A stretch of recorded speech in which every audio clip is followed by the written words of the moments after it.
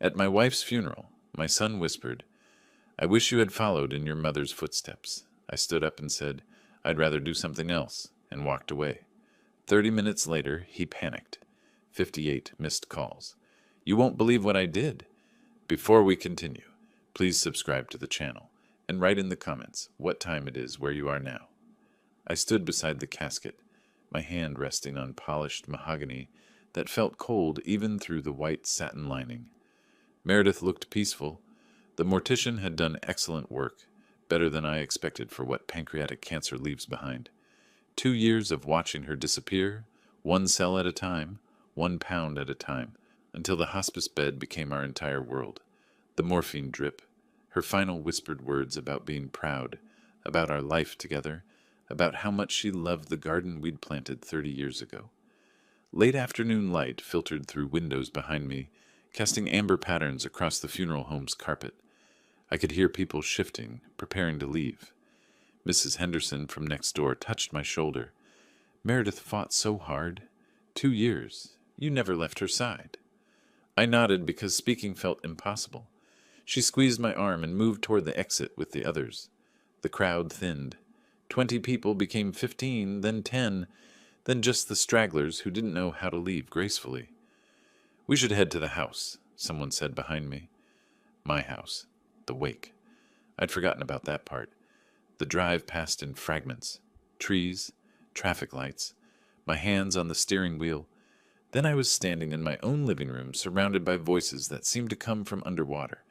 People held paper plates with sandwich triangles and pasta salad. They spoke in those hushed tones reserved for the newly bereaved, voices full of careful sympathy. Amos stood in the corner near the bookshelf, Celeste beside him. They weren't talking to anyone else. Amos checked his watch, a Rolex I'd given him for his 30th birthday. Celeste scrolled through her phone, her thumb moving in quick flicks. She laughed suddenly, then caught herself, glancing around to see if anyone noticed. "Can we leave soon?" Her voice carried farther than she intended. "This is depressing. We're supposed to meet the Johnsons at 7. Amos shushed her, but not with any real conviction, just an automatic gesture. He checked his watch again. I moved through the rooms like a ghost in my own home, accepted condolences, nodded at stories about Meredith's kindness. Someone mentioned her volunteer work at the library. Another person recalled how she'd organized the neighborhood garden club. These strangers knew my wife better than my own son did. The crowd dwindled. 6 people. 4. 2. Then just family. I stood near the fireplace, staring at embers I didn't remember lighting. The mantelpiece held framed photographs. Our wedding day, Amos as a boy, vacations we'd taken when the world still made sense. Footsteps approached. Amos. He positioned himself between me and the door, blocking my view of the hallway. "Dad, we need to talk about the will." His voice carried no uncertainty, no grief, no acknowledgement that we'd just buried his mother. "Everything's still set up the way it was, right? You didn't change anything?" I turned slowly, looked at his face. Really looked. When had he become this stranger? This man who wore expensive cologne and impatience like matching accessories? "What did you just say?" The question came out quietly. "Dangerous." He shifted his weight, irritation flickering across his features. "Oh, come on. Don't play confused." He glanced at Celeste, who'd moved closer, forming a united front. "We've been patient. Living here, helping out, helping out." I repeated the words like I was testing them for meaning. "Yeah, helping. But let's be realistic." Amos crossed his arms. "Better if you'd followed Mom's path, old man. At least then we could finally live normally. We've been waiting long enough." Silence filled the room like water rising. I felt it in my chest, in my throat, behind my eyes. Not tears. Something colder, clearer. Celeste's phone buzzed. She looked at the screen. I stepped forward. My hand had been gripping the mantelpiece. I hadn't noticed until I released it, until feeling returned to my fingers. I straightened my suit jacket, looked directly into Amos's eyes, held his gaze for 1 second. 2, 3, 4, 5. "I'll do something else instead." I walked past him, past Celeste, past the photographs on the wall that showed a family that had never actually existed, just a pleasant fiction I'd maintained through years of willful blindness, through the front door, down the driveway. My Mercedes sat where I'd parked it that morning, a lifetime ago. The engine started smoothly. German engineering. Reliable even when everything else crumbled. I backed out, shifted into drive, and headed toward the main road. The house disappeared in my rearview mirror. My phone buzzed in the center console. I picked it up at the first red light, held the power button until the screen went dark, and dropped it back into place. The Gulf Coast Highway stretched ahead, empty and dark, except for my headlights, cutting through the gathering dusk. I drove without destination, without thought, just following the white lines and the steady rhythm of the road beneath my tires. I drove for 2 hours, not thinking, just following the coastal highway until exhaustion forced me to stop. The Gulf Breeze Motor Lodge appeared like a mirage, neon sign flickering pink and blue against the darkness.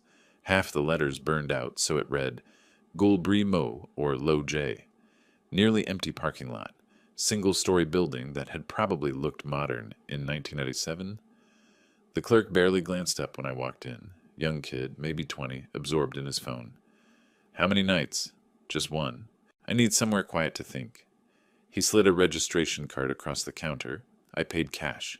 He handed me a physical key attached to a green plastic diamond with 12 printed in white. Room 12.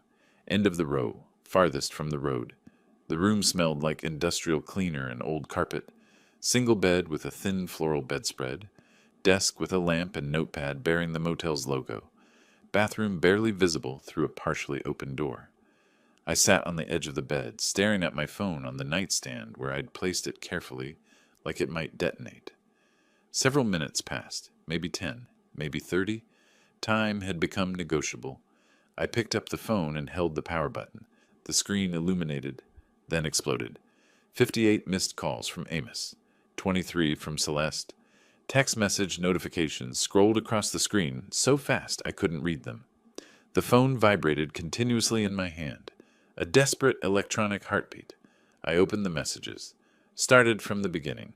6:47 p.m. Amos, Dad, where are you? This isn't funny.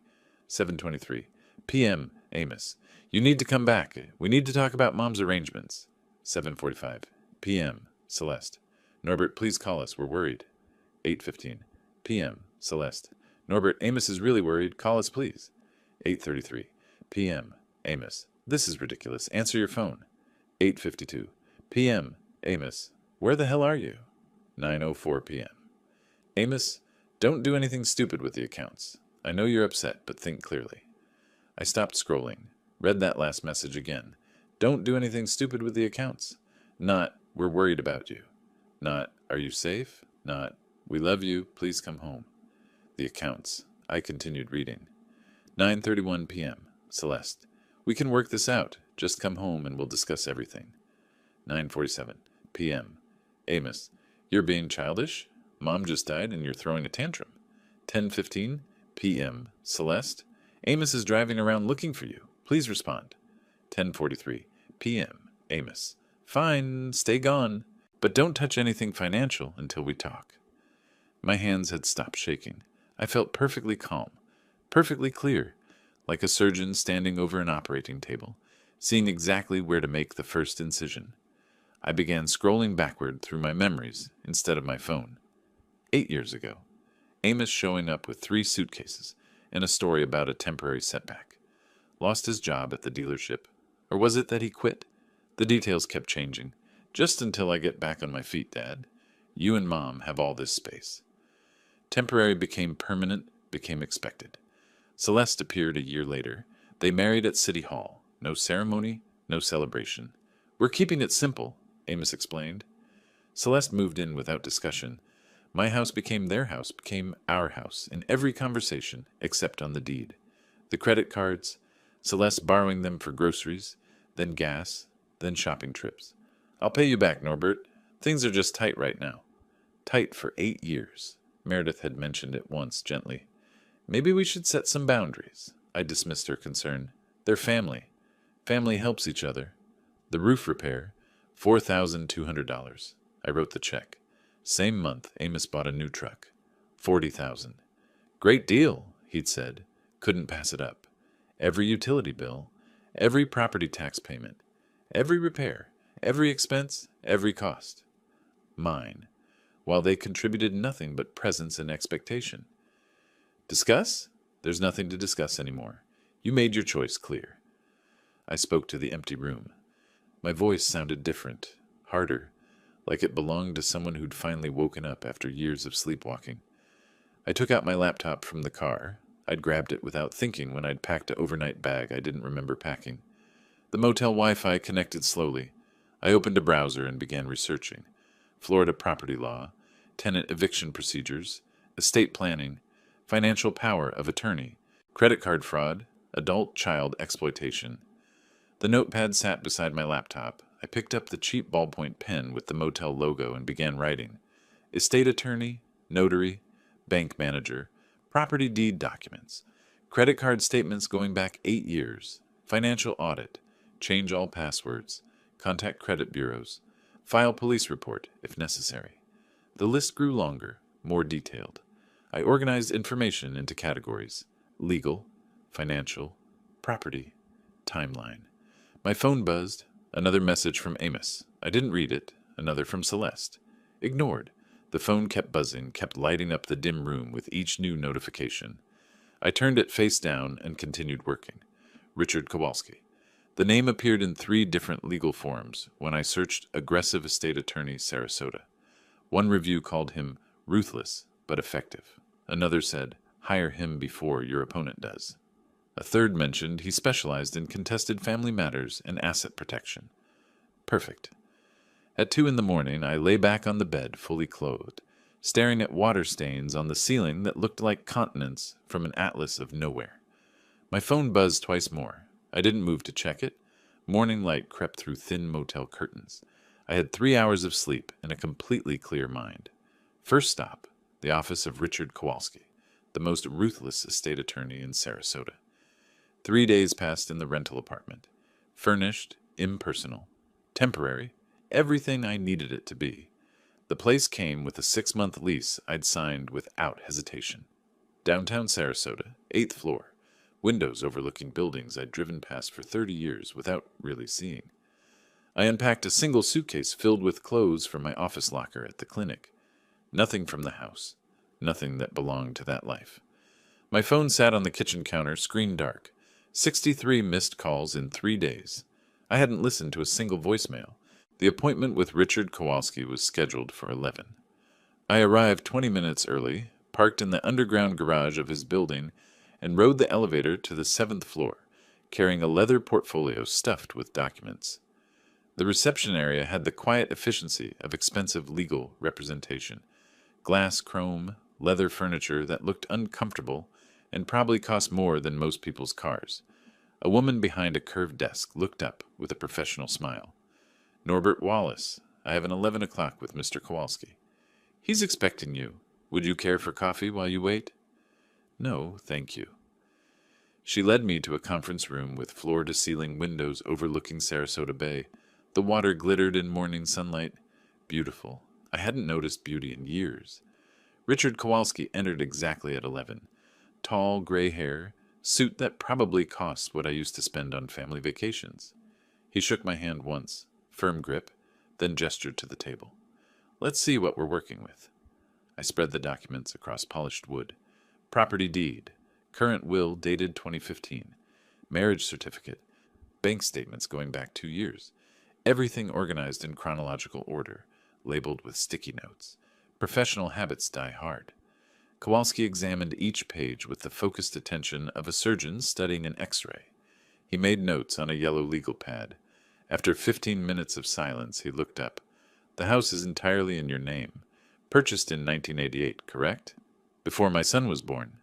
Your son has no legal claim to the property whatsoever. He tapped the deed with his pen. None. This is solely yours. My phone vibrated on the table. Amos calling. I declined it. Kowalski noticed but said nothing. The will leaves your entire estate to your son. He flipped through the pages. Written 10 years ago. Standard beneficiary designation. 10 years ago, I assumed family meant something. I was wrong. The words came out flat. Factual. How quickly can we change it? New will can be drafted within days. Executed within a week. Kowalski leaned back in his chair, studying me with the detached interest of someone who'd seen every variation of family dysfunction. More important question, do you want to revoke their residence? I want them out, legally, permanently. What's the process? Florida law requires 30-day written notice for residents without a lease agreement. After that period, if they refuse to leave, we file for formal eviction through the court system. It's clean, it's legal, it's final. He pulled a blank form from his briefcase. I can prepare the notice today. My phone vibrated again, this time a text message. I glanced at the screen, then read it aloud. You can't just throw us out. This is our home, too. Interesting word choice. Our home, not your home. Kowalski extended his hand. May I? I passed him the phone. He scrolled through several messages, his expression unchanging. Keep all of these. Don't delete anything. This harassment strengthens our position if this proceeds to court. He handed the phone back. Is there anything else you want to address? I need financial forensics. I pulled out the bank statements, pointed to highlighted sections I'd marked the previous night. I believe they've been accessing my accounts without proper authorization, taking more than what I consciously gave them. Kowalski took the statements, scanned the figures, nodded slowly. I recommend Susan Berg, forensic accountant, exceptionally thorough. He wrote a name and number on his notepad, tore off the sheet, and slid it across the table. She'll find every dollar they've stolen, and it is theft, Mr. Wallace, regardless of family relationship. For the next hour, we discussed specifics, eviction timeline, will revision requirements, documentation needed for financial investigation. Kowalski explained everything in precise legal terminology. No sympathy, no judgment, just clean presentation of facts and options. I signed paperwork authorizing him to act as my attorney of record, to request complete bank records, to begin drafting a new will that would leave my estate to a combination of medical charities and the public library where Meredith had volunteered. One more thing. Kowalski stood, gathering his documents into a folder. You'll receive pushback, threats, emotional manipulation, possibly public confrontation. Don't respond. Don't engage. Every communication goes through me now. Understood? Understood. We shook hands at the door. I left with a folder of preliminary documents, a scheduled follow-up in 1 week, and Susan Berg's contact information burning a hole in my jacket pocket. The elevator descended slowly. I pulled out my phone, found Berg's number, and called before the doors opened to the parking garage. She answered on the second ring. Professional. Efficient. We scheduled a meeting for 2 days later. Kowalski's words echoed in my head as I drove back to the apartment. It's clean. It's legal. It's final. That was all I needed. Susan Berg's office occupied a small suite in a professional building near the hospital. Wall of filing cabinets, dual monitors showing cascading spreadsheets, certificates framed on walls proving credentials I'd already verified online. She was 45, sharp-eyed, wearing reading glasses on a chain around her neck. I'd brought 3 years of statements, bank accounts, credit cards, tax returns, everything I'd retrieved from my home office safe during a carefully timed visit. When Amos and Celeste were out, I'd watched the house from down the street until I saw them leave, then let myself in, grabbed what I needed, and left within 10 minutes. Berg spread the documents across her desk like a dealer arranging cards. Give me a minute. I sat in silence while she worked. Her fingers moved across keyboards, pulling up additional records from bank websites, where I'd provided access credentials. She made notes on a yellow pad, highlighted certain lines, cross-referenced dates. The clock on her wall ticked through 20 minutes before she spoke. This supplementary card you authorized in 2020? She turned one monitor so I could see the screen. It's been used exclusively at luxury retailers. Total, across 3 years, $47,000. The number felt both shocking and inevitable. I authorized it for groceries and household emergencies. Show me one grocery store charge. Berg scrolled through pages of transactions. There aren't any. It's all personal luxury items. She read from the screen. Designer boutique, $3,200. Jewelry store, $8,500. Day spa package, $1,400. High-end cosmetics, $900. Her voice remained neutral, clinical. Every single charge is luxury goods or services. No groceries, no household supplies, No emergencies. Celeste. The name tasted bitter.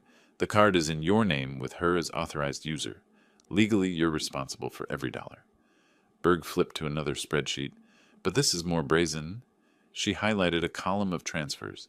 Each one showed money moving from our joint checking account, the one I'd set up years ago for household expenses, into an account with only Amos's name. The notes beside each transfer read like variations on a theme. Temporary loan, will repay. Short-term assistance, emergency funds, paying back next month. Your son has withdrawn $83,000 over 3 years, each one marked as a temporary loan. Berg looked at me over her reading glasses. Not one repayment, not a single dollar returned. The numbers swam in front of my eyes. 47,000, 83,000, 130,000 total. Gone, stolen, while I paid for everything else, mortgage, utilities, property taxes, insurance, repairs. While Meredith was dying and I was too exhausted to notice my accounts draining away. I want documentation for civil court. Every transaction, every unauthorized use, every fraudulent transfer. My voice came out steady despite the rage building behind my ribs. And I want every card canceled today. Remove his access to all accounts effective immediately. Berg nodded, already typing. This is textbook financial exploitation. You have grounds for full recovery, plus interest and legal fees. She printed page after page of highlighted transactions. I'll notify the banks this afternoon. All cards will be canceled by end of business. Account access revoked. I'll prepare a complete forensic report for your attorney within 48 hours. I photographed key pages with my phone.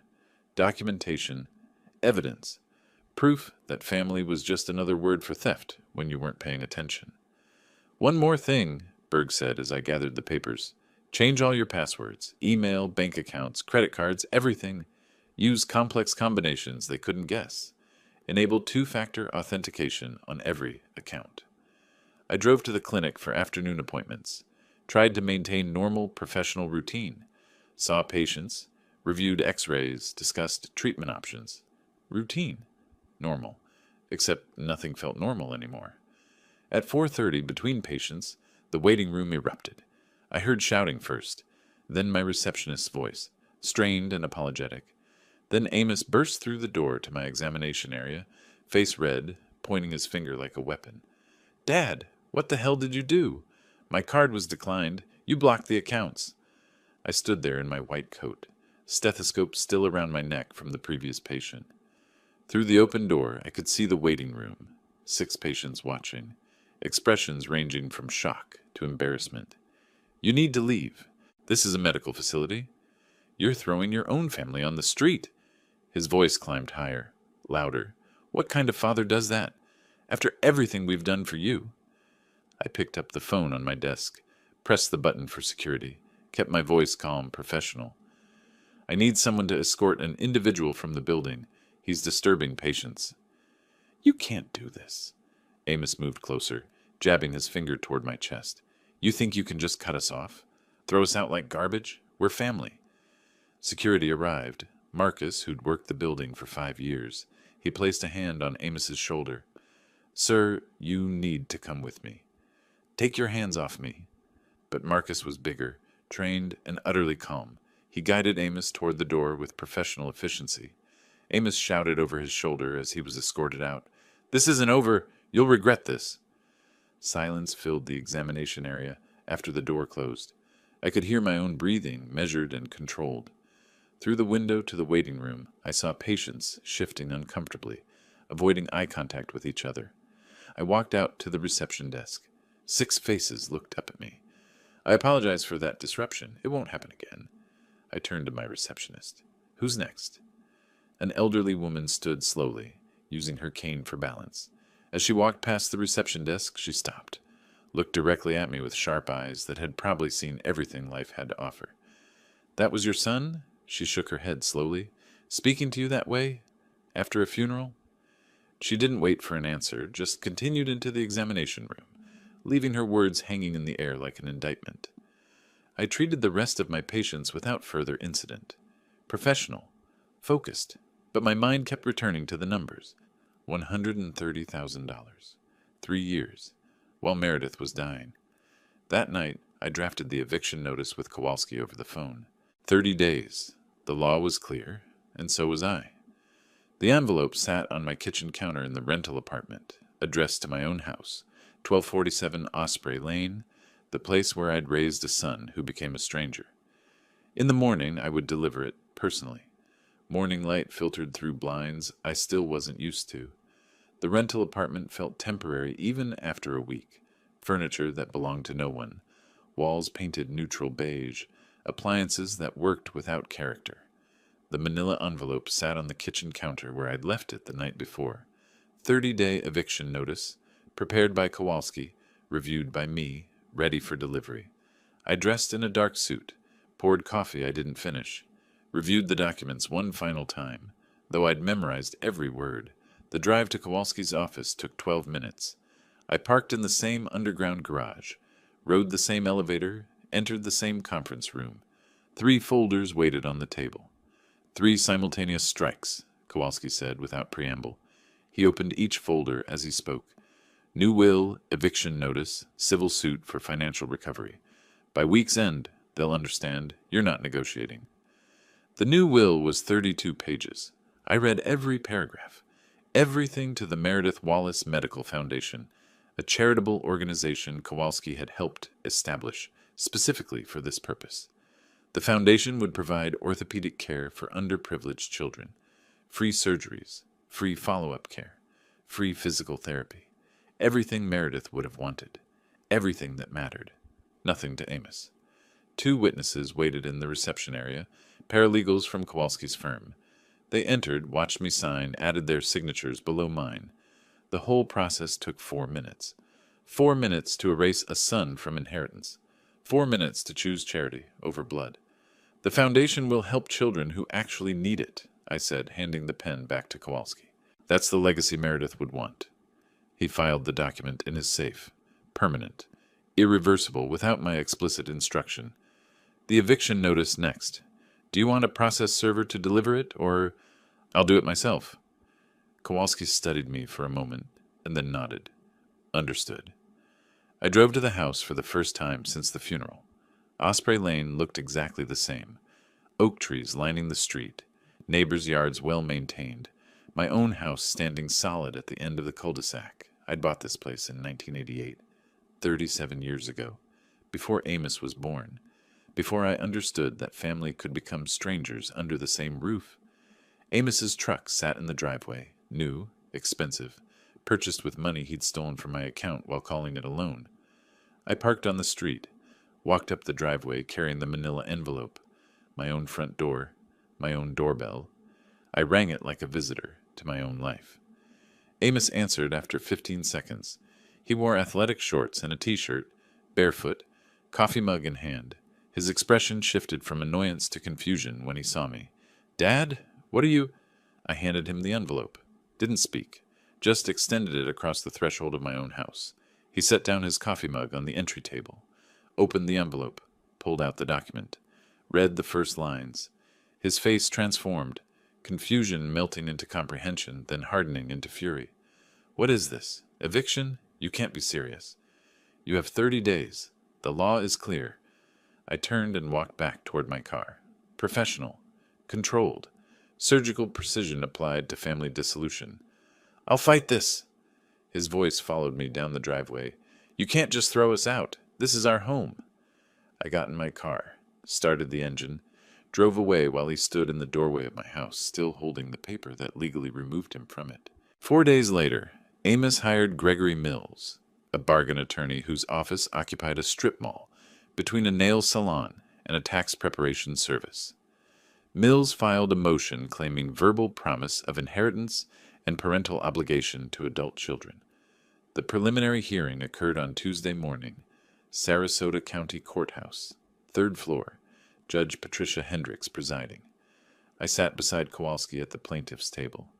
Amos sat across the aisle with Mills, who shuffled papers with the nervous energy of someone who knew his arguments were worthless, but needed to justify his retainer fee.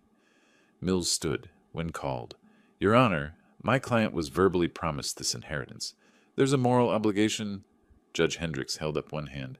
Counselor, verbal promises regarding inheritance hold no legal weight in Florida. Adult children have no inherent right to parental property. Does your client have any written documentation? Any signed agreement? No, Your Honor, but the moral... This is a court of law, not morality. Hendricks looked at the paperwork in front of her. The eviction notice follows proper legal procedure. 30 days written notice to residents without lease agreement. Everything is in order. Motion dismissed. The gavel struck once. Final. In the courthouse hallway, Kowalski shook my hand. Their attorney just wasted their retainer fee. The eviction proceeds as scheduled. Across the corridor, Amos glared at me. Mills spoke to him in low tones, probably explaining that no further legal options existed. Amos's jaw clenched. His hands formed fists at his sides. But he didn't approach, didn't speak. Just stared with the helpless rage of someone watching control slip away completely. That evening, my colleague Dr. Patricia Chen forwarded screenshots from Facebook. Celeste had created posts in a neighborhood group. Norbert Wallace is abandoning his family, throwing us on the street after everything we've done for him, after standing by him through his wife's illness. This is how he repays loyalty.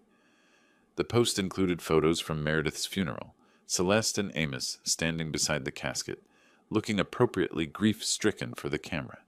But beneath Celeste's post, the comments told a different story. Margaret Kowalski, neighbor. I've lived next to Norbert for 15 years. He's the kindest man I know. Where were you two when Meredith needed help? Norbert was there 24/7. Dr. James Morrison, colleague. Norbert spent 2 years caring for his wife while maintaining his practice. I never once heard him complain. This post is manipulative and dishonest. Former patient after former patient, colleagues, neighbors, community members, all defending me, all calling out the manipulation. The comments multiplied faster than Celeste could respond to them. Patricia Chen's text message said everything. Don't worry, everyone knows the truth. We've got your back. I texted back, thank you. Truth has a way of surfacing. 23 days remained until eviction. 3 legal strikes executed. Social media manipulation backfired. The law was working exactly as it should. My phone rang 2 weeks into the eviction period. Unfamiliar number. I almost didn't answer, but something made me pick up. Dad. Amos's voice. Different than before. Quieter. Can we talk? Just talk, please. 16 days remained until the sheriff would arrive to enforce the eviction. 16 days until legal became physical. What do you want to discuss? Meet me. Coffee. Anywhere you want. Just give me 30 minutes. I should have said no. Should have ended the call. But curiosity, or maybe some buried instinct about closure, made me agree. Tomorrow, 10 a.m., the Coastal Roast downtown. He arrived 5 minutes early. I watched him through the window before entering. Amos sitting at a small table in the back corner, coffee already purchased, fingers drumming nervously on the tabletop. His clothes looked rumpled, facial hair growing unevenly, the expensive watch missing from his wrist. I entered, ordered black coffee, and sat down across from him without preamble. You wanted to talk. Amos looked at his hands. I know I messed up. I know things got out of control. Out of control, I repeated the phrase flatly. Is that what you call stealing $130,000? He flinched. It wasn't like that. It was just, we were struggling, and you had so much, and I worked for what I had, for 40 years, while you lived rent-free in my house and took whatever you wanted. I can pay some of it back. He looked up, desperation leaking through the attempted humility. Not all of it, but 50,000. I can get 50,000 together if you drop the lawsuit, and we can work out rent payments. Something reasonable. We just need more time. The math was almost insulting. 50,000 on a $130,000 debt, staying in the house with reasonable rent after 8 years of contributing nothing. No. Dad, please. My answer's no. His composure cracked. What are we supposed to do? We can't afford housing in Sarasota. Celeste is threatening to leave me. My boss saw what happened at your clinic. Half the office saw the Facebook posts. I'm barely hanging on to my job. Perhaps you should have considered consequences before stealing from me while your mother was dying. The words landed like physical blows. Amos's face reddened. That's not fair. What's not fair is that Meredith asked about you during her final week. Asked when you were coming to visit. I told her you'd be there soon. You never came. I was working. You were at a dealership holiday party when she died. I called you at 8 p.m. Told you to come immediately. You arrived at 11, 3 hours late to your mother's death. Amos stood abruptly. His chair scraped loudly against the floor. Other patrons glanced over. You're never going to forgive me. Never going to give me another chance. You're correct? He stared at me for 5 long seconds, waiting for me to soften, to relent, to offer something. I stared back and offered nothing. He left, walked out without another word. His coffee cup sat abandoned on the table, still half full. I finished mine slowly, left a tip for the server, drove back to the apartment feeling nothing but cold satisfaction that I'd held firm. 3 days later, Celeste tried a different approach. The Remembering Meredith Wallace Facebook group had been created by Meredith's book club friends after her death. 43 members. Photos, memories, stories about her kindness. I'd been added but rarely checked it.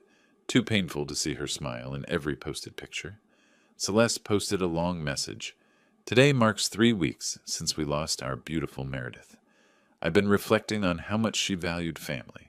She always said family was everything. Norbert, if you're reading this, please remember what Meredith would want.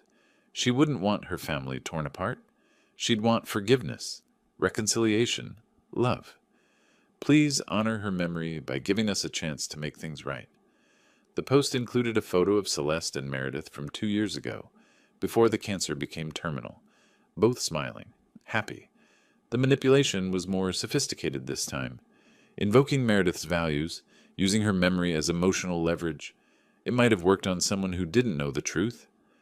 I waited 3 hours before responding. Let the post sit. Let people read it. Then I wrote my reply directly beneath it, visible to all 43 group members. Meredith spent 2 years in hospice care. Thanksgiving 2023, Amos chose a work party over dinner with his dying mother. December 2024, he visited 0 times during her final week. He arrived at her funeral 20 minutes late. Meredith died knowing her son couldn't be bothered to say farewell. Don't invoke her memory to justify your behavior. The response was immediate. Linda Chen, Meredith's book club friend. I visited Meredith every week during those final months. Norbert was there every single time. Exhausted but present. I never once saw Amos. Margaret Santos, hospice volunteer. I was with Meredith that final week. She asked for Amos. Norbert told her he was on his way. He never came. Norbert, you gave her comfort. Don't let them rewrite that.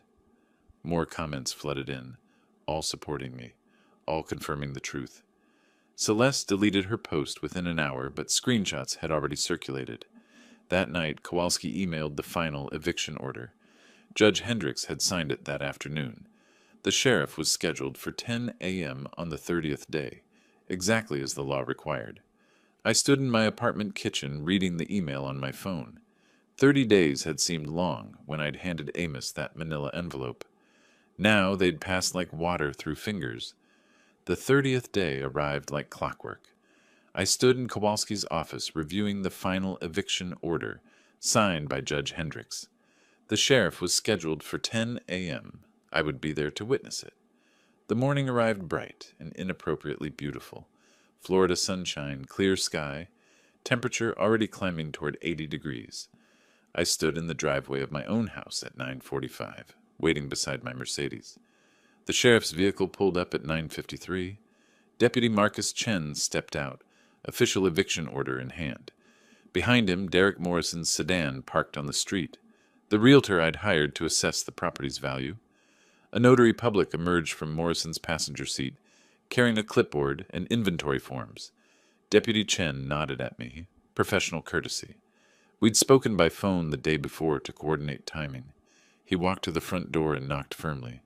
Sheriff's Department. I have an eviction order for Amos Wallace and Celeste Wallace. Open the door, or I will be forced to make entry. Silence. Then muffled voices inside. An argument. Celeste's voice rising, panicked. Amos saying something I couldn't hear through the wood. Chen knocked again, harder. This is your final warning. Open the door. The lock clicked. The door opened. Amos stood there in sweatpants and a wrinkled t-shirt, unshaven, eyes red from either anger or sleeplessness. Behind him the house looked chaotic. Boxes started but not finished. Clothes draped over furniture, dishes in the sink visible from the doorway. 30 days' notice, and they'd barely packed. "This is harassment," Amos said, voice tight. "We have rights." Chen held up the eviction order. "You have 2 hours to remove personal belongings. Personal clothing and documented gifts only. Everything else remains property of the homeowner." He gestured to the notary. "This is Mrs. Patterson. She'll document what you remove to prevent any future disputes." I stayed back near the driveway, letting Chen handle the procedure. Morrison stood beside me, taking notes about the property's condition. The morning sun cast long shadows across the lawn I'd mowed for 37 years. Amos and Celeste disappeared inside. Sounds of frantic movement followed, drawers opening, closets being ransacked, voices arguing about what to take first. The notary entered with her clipboard, positioned herself in the living room where she could observe. 15 minutes later, Celeste emerged carrying the Chinese vase from the living room, blue and white porcelain, hand-painted, worth more than most people's monthly rent. "This was a gift," her voice trembled. "Meredith gave this to me before she died." I walked to my car, opened the trunk, and retrieved a folder I'd prepared the night before, organized by room, then by item value. I flipped to the living room section, pulled out a receipt, and walked back to where Celeste stood, frozen in the doorway. "I bought that vase in 2015 from Chen's Antiques." I showed her the receipt, then showed it to the notary. $2,800. My credit card, my property. Celeste's face crumpled. She set the vase down roughly on the entry table. I winced, hoping it didn't crack, and went back inside. The pattern repeated. Jewelry armoire from the bedroom. $1,200. I had the receipt. Landscape painting from the hallway. $3,500. Purchased at a gallery opening Meredith and I had attended. Designer chair Celeste claimed was a wedding gift from us. $4,000. My purchase, my choice, placed in our guest room that they'd commandeered. Each time I produced documentation. Each time Mrs. Patterson marked her clipboard. Denied, homeowner property, documented purchase. Amos's control shattered around 11:30. He came charging out of the bedroom, carrying a box of items the notary had already rejected, saw me standing calmly in the hallway, reviewing my receipt folder, and something inside him broke completely.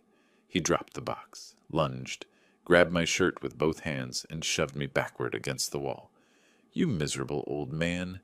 His face was inches from mine, spit flying with each word. "You're stealing our lives." Chen moved faster than I expected for a man his size, had Amos's arms pinned behind his back within 3 seconds. "Hands off! Do that again and you're under arrest for assault." I straightened my shirt, said nothing, looked at Amos until he looked away. "You have 1 hour remaining," Chen said quietly, still restraining him. "I suggest you use it for packing, not assaulting people." He released Amos slowly. Amos stood there, breathing hard, fists clenched at his sides, but he didn't move toward me again. The last hour passed in tense silence. Celeste crying in the bedroom, Amos throwing clothes into garbage bags with violent, jerky movements, the notary documenting everything with detached professionalism. At 12:15, a rental truck pulled up to the curb. Borrowed from a friend, probably, too small to be from a commercial company. Amos and Celeste loaded it with pathetically little. Suitcases of clothing, some kitchen items that were genuinely theirs from before they moved in. A lamp, a coffee maker, 8 years of living reduced to what filled half of a 10-foot truck bed. They didn't look at me as they finished loading. Celeste got in the passenger seat, face buried in her hands. Amos stood by the driver's door, staring at the house. Our eyes met across the driveway. "You'll regret this," he said, not shouting anymore, just stating it like fact. "I promise you'll regret this." 2 o'clock, I replied calmly. "That's when the locks change. Don't come back." He got in the truck, started the engine, drove away without looking back. The sound of the engine faded down Osprey Lane until silence returned. I stood on the threshold of my house. My house. The furniture remained, all of it mine, purchased with my money over decades. But the personal presence was gone. Amos's jacket no longer on the coat rack. Celeste's magazines no longer on the coffee table. The air itself felt different, lighter, emptier. I walked through each room methodically. Bedroom where they'd slept in my guest bed. Kitchen where they'd eaten food I'd paid for. Living room where they'd watched television on my subscription services. Every space felt like it was exhaling after holding its breath for 8 years. At 1:30, the locksmith arrived. By 2:15, every lock was changed. New keys in my pocket. Old keys, worthless pieces of metal, wherever Amos had thrown them. I stood in the doorway one more time as the locksmith drove away, looked out at the empty driveway, the quiet street, the ordinary afternoon continuing around me. Then I turned back into the house and closed the door firmly. The sound of that lock clicking into place felt like the final word in a very long argument. Dr. Sarah Martinez called that evening as I sat in the rental apartment, reading through property inspection documents Morrison had left. "Norbert, I need to warn you about something." Her voice carried that careful tone people use when delivering bad news. "Amos gave an interview to the Coastal Observer. David Preston's writing the article. It's going to be unflattering." The Coastal Observer was Sarasota's weekly newspaper.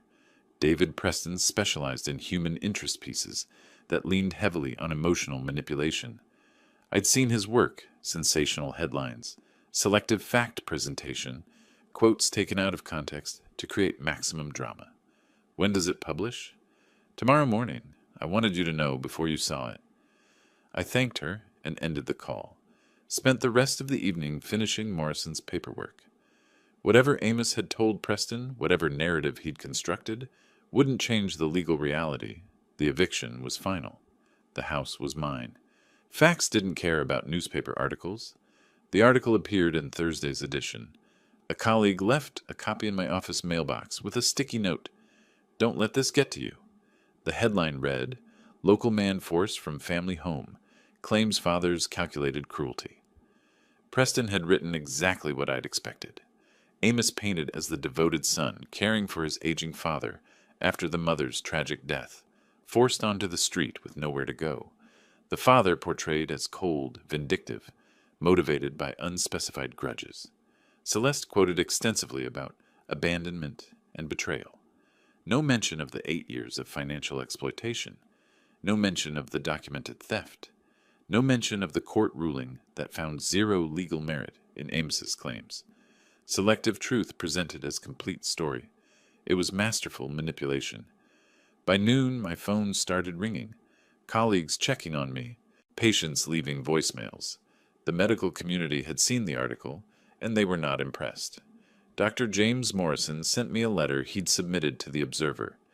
"I've known Norbert Wallace for 23 years. I watched him care for his wife through 2 years of terminal illness, without once complaining or asking for help. I watched his son, Amos, miss every important milestone of that illness, hospital admissions, treatment decisions, final goodbyes. To characterize Norbert as cruel is not just inaccurate, it's obscene. David Preston should be embarrassed for publishing such poorly researched propaganda." More letters flooded the newspaper. Margaret Santos, the hospice volunteer, wrote 3 paragraphs detailing Amos's absence during Meredith's final week. Linda Chen from the book club described how Norbert had personally organized memorial donations, while Amos complained about funeral costs. Former patients submitted testimonials, pro bono surgeries for uninsured children, payment plans that amounted to forgiveness, Christmas gifts for families struggling with medical bills. The Observer's online comments section exploded. Every supportive comment about Amos was buried under 50, defending me. People I didn't even know wrote detailed rebuttals, citing court records, eviction laws, adult children's lack of inheritance rights. Patricia Chen, my colleague who'd forwarded the initial Facebook screenshots, sent me another message. "The Medical Society is drafting a formal statement. 37 physicians signed it. Preston's editor called personally to apologize." I didn't respond to any of it. Didn't write letters. Didn't post comments. Didn't defend myself publicly. The truth was doing that work without my participation. 3 days after the article, Sarah Martinez called again. "Amos was fired. The dealership let him go this morning." I sat in silence for a moment, absorbing that information. Why? Multiple reasons, apparently. The clinic scene had already put him on thin ice. Then the article came out, and customers started calling, asking why they employed someone described so negatively in the community. When the counter-narrative exploded, all the letters, the testimonials, management decided he was too much of a liability. And Celeste? Word is she's leaving him, moved in with a friend, filed for separation. I thanked Sarah and hung up, stood at the rental apartment window watching evening traffic pass on the street below, felt no triumph, no satisfaction in Amos's continued downfall, just a weary kind of validation that consequences were playing out logically. The article had been Amos's last strategy, public shaming, emotional manipulation, community pressure on me to relent. It had backfired so completely that it accelerated his own destruction. Sometimes justice doesn't need your help. Sometimes it just needs you to step back and let truth work. 2 weeks after the article debacle, I received notice from the court. The civil lawsuit hearing was scheduled. $130,000. Documented and itemized. Kowalski called it a formality. The evidence was overwhelming. I drove to the courthouse early that morning, knowing this was the final legal piece. The civil courtroom felt smaller than the one where Judge Hendricks had dismissed Amos's preliminary motion 2 months earlier. Same judge, same courthouse, different stakes. I arrived 40 minutes early with Kowalski, carrying organized case files in the leather portfolio that had become a familiar weight. The morning proceeded with the methodical efficiency of legal machinery, doing exactly what it was designed to do. Judge Hendricks entered at 9:15. We rose, sat, and began. This court will now hear the civil matter of Wallace versus Wallace, case number CV 2025-1847. Hendricks adjusted her reading glasses. Mr. Kowalski, present your case. Kowalski called Susan Berg as expert witness. She connected her laptop to the courtroom display, and spreadsheets filled the screen behind her. 3 years of my financial life reduced to columns and highlighted cells. Over 36 months, the supplementary credit card ending in 4782 accumulated $47,000 in charges. Berg used a laser pointer to track down the spreadsheet. Analysis shows 0 household or emergency purchases, exclusively luxury retail, jewelry, designer clothing, spa services, high-end cosmetics. She clicked to another screen. Additionally, defendant Amos Wallace initiated 63 transfers from joint household account to his personal account, totaling $83,000, each marked as temporary loan with promise of repayment. Gregory Mills attempted cross-examination with the desperate energy of someone billing hours on a lost cause. Ms. Berg, isn't it common for parents to financially support adult children during difficult times? Berg's response came with professional precision. Support, yes. Unauthorized use of credit instruments and accounts without permission? That's financial exploitation under Florida Statute 825-103. Kowalski presented Exhibits 12 through 18, printed text messages and emails. Your Honor, I'd like to enter evidence where Mr. Amos Wallace explicitly promises repayment. Quote from text, dated March 17, 2023. I'll get you the $3,000 back by end of month, I promise. Mills tried again. These were family arrangements. My client had an understanding with his father. Counselor, Hendricks looked up from the documents. I have documented evidence of promises to repay. That establishes these as loans, not gifts, unless you have evidence contradicting this. Mills had nothing. Sat down. Amos stared at the table in front of him, jaw clenched, wearing a cheap suit that probably cost less than one of Celeste's purses. I took the witness stand when called, answered Kowalski's questions directly, factually. Did you authorize the supplementary card for these specific luxury purchases? No. I authorized it for groceries and household emergencies only. When did you discover the unauthorized charges? During the forensic audit in March. I didn't know about them until Ms. Berg documented them. Mills stood for cross-examination. Dr. Wallace, you're a wealthy man. Surely these amounts didn't cause you financial hardship. The amount is irrelevant. It was theft. The principle matters. He had no follow-up. I stepped down. Judge Hendricks called for brief recess. 15 minutes later, she returned with her decision already prepared. The evidence had been that clear. The court finds for plaintiff Dr. Norbert Wallace. Defendant Amos Wallace is liable for $95,000. She consulted her notes. Due to statute of limitations on civil recovery, $35,000 of the earliest charges cannot be recovered. The remaining $95,000 shall be paid over 3 years. First payment due within 30 days. Monthly payments of approximately $2,640 thereafter. She looked directly at Amos. Failure to maintain the payment schedule will result in wage garnishment and potential asset seizure. This court is adjourned. The gavel struck once. Final. I stood when dismissed, showed no visible reaction, no smile, no nod, just gathered my papers and followed Kowalski into the hallway. Clean victory, he said quietly. He'll be paying you for years. I'm not keeping it. The decision had been clear in my mind for weeks. Every dollar goes to the foundation.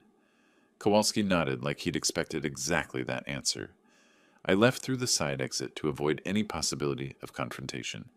Drove back to the rental apartment. I still hadn't moved into the house, though the locks had been changed for 3 weeks. The place needed work first. Paint, new furniture, transformation from crime scene to home.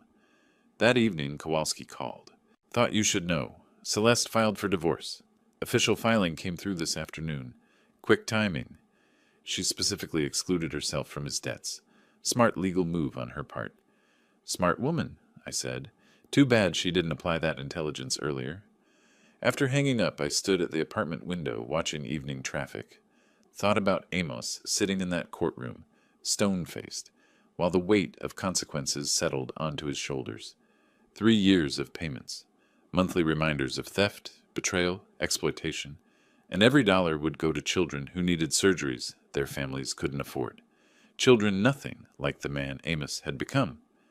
The foundation paperwork sat on my kitchen counter, nearly complete. The Meredith Wallace Medical Foundation. 501c3 status approved.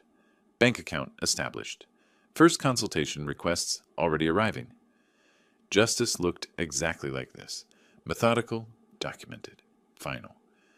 3 months after the judgment, I stood on the back terrace of my house, watching morning light spread across the garden Meredith and I had planted 3 decades ago. August in Florida. Heat already building despite the early hour. The house felt different now, fresh paint throughout, furniture rearranged. The bedroom where she'd spent her final months converted into a home office. I'd sold my practice in June.